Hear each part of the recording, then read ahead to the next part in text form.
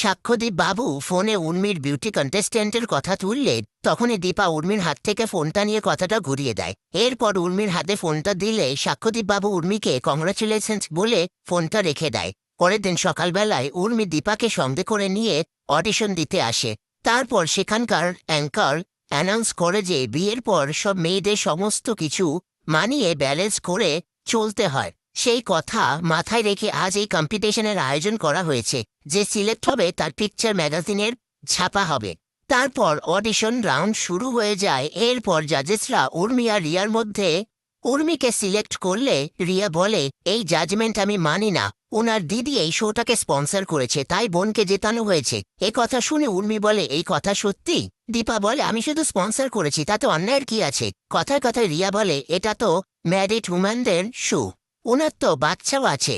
দীপা বলে, ট্যালেন্ট থাকলে সেটাই সবার চোখে পড়ে। এজ, ম্যাটেরিয়াল স্টেটাস এগুলো ম্যাটার করে না।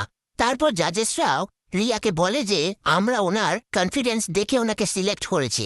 এই সবকিছুর মধ্যে উর্মি দীপাকে বলে, তুই টাকা দিয়ে অ্যাওয়ার্ড খেয়েছিস, এখানে হেল্প করার কোনো দরকার ছিল না। একটা জিনিস আমার কাছে আছে, কনফিডেন্স, সেটাও তুই নষ্ট করে দিলি। তুই আমার চোখে আঙুল দিয়ে দেখিয়ে দিলি ইউ আর ওয়ার্কলেস।